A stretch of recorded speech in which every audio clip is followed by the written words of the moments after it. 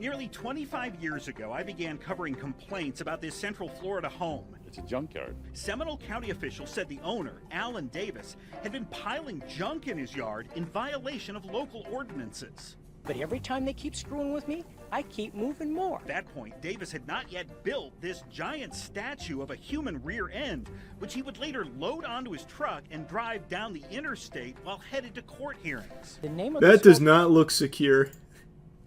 If you drove behind this willingly, you had a death wish. Seminole County's Code Enforcement Board eventually issued Davis a $13,000 fine, with an additional fine of $250 per day until the violations were corrected.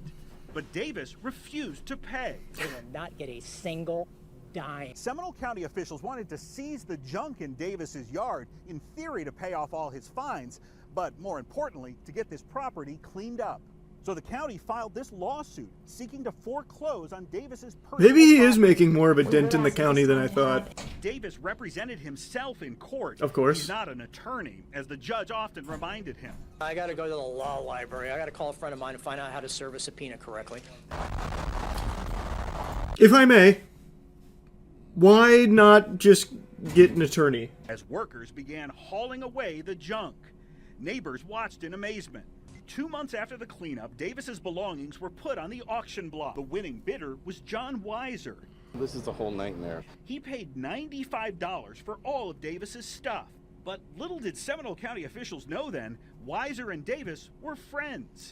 Months after the county hauled away vehicle parts and scrap metal, we found the same items right back in Davis's front yard.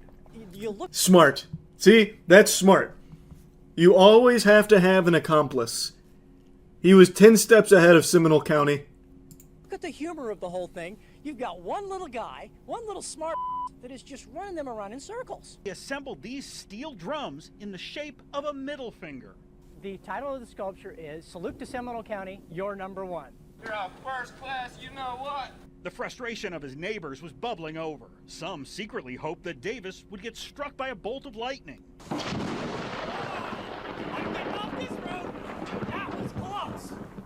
But not even Mother Nature could stop him. By then, it He's was too clear to everyone powerful. that Zeus couldn't Seminole smite him.